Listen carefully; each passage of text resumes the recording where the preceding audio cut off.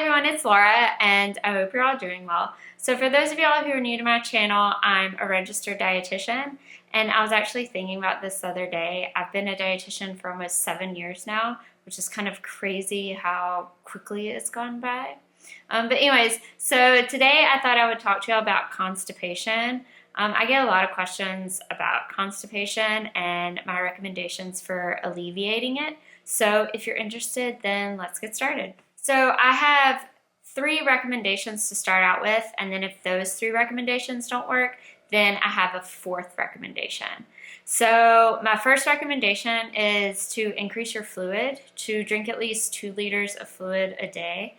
And I know that when it comes to constipation, in order to alleviate it, you have to be dedicated. And drinking your water is one of those things that you need to be dedicated to do every single day. And you need to make it a priority. So at least drinking 2 liters of ideally water per day is perfect, and that should be your goal. And 2 liters is for the average person. Just a side note, some people need a little bit more, some people need a little bit less, but that's a good goal. The next one is to increase your fiber. And the easiest way to do this is to increase the plants in your diet. And so increasing your fruits and vegetables, your whole grains, your nuts and seeds, and your beans. So those are anything that comes from the ground and is a plant has fiber in it. If it comes from an animal, it doesn't have fiber in it. So that's kind of a good rule of thumb. Ideally, we'd be getting around 25 to 30 grams of fiber per day. And if you make it a priority to eat plants, you should be getting that fiber. But if you're someone who you don't consume a lot of plants, or your diet is very sugar and animal focused, then you're probably not getting enough. So increasing the amount of fiber, and I'll put a list of the highest fiber foods right here so you can consume more of those in your diet. The next one kind of hits for those of y'all whose constipation may be more of a mental thing. So either you may have to use the bathroom, but you're out in public and you don't want to use a public toilet, or you may be traveling and you don't use the bathroom when you travel, or you only use it if you're at home a certain time of day, and if you're not home that time of day, you don't use the bathroom.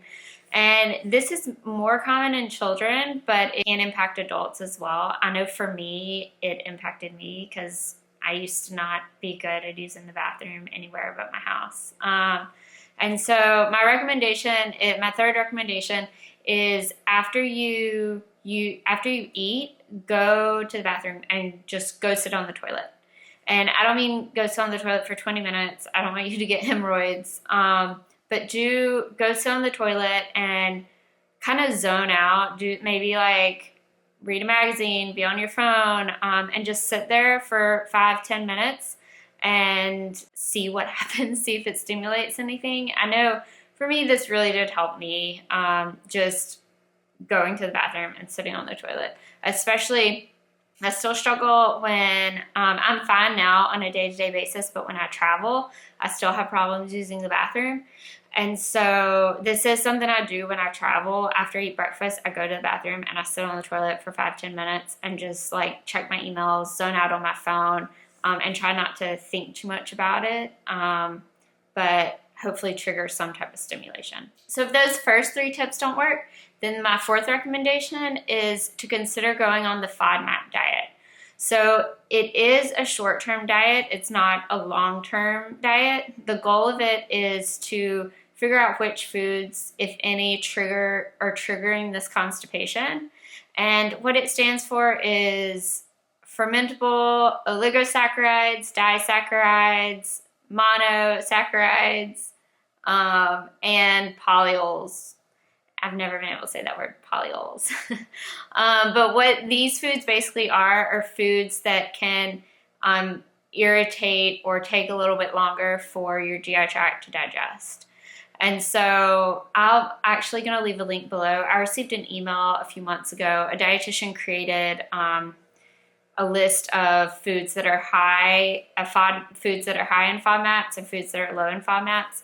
So basically how it works is you follow this diet for about 4 weeks, and you only consume foods that are low in FODMAPs, and so foods that don't irritate your digestive tract all that much.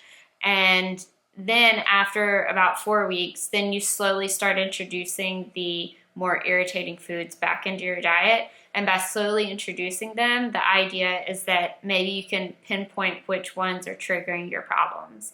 And so say you're following the low FODMAP diet for a month, and then you start introducing some of the foods and you realize, oh, I don't do too well with alcohol. I don't do too well with some of the high FODMAP fruits. And so maybe not consuming them as often.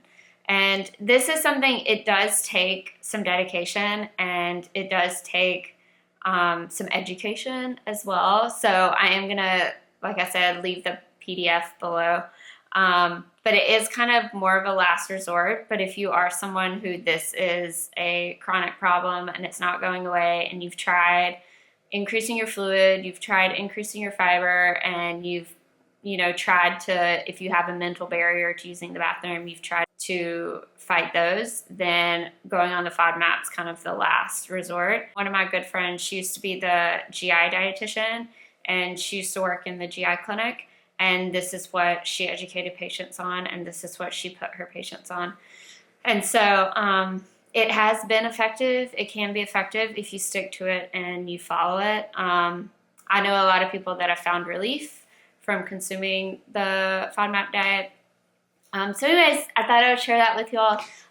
If you have any questions, please feel free to leave them below. If you're someone who you have struggled with constipation and you found relief, then I would love to hear how you went about doing that.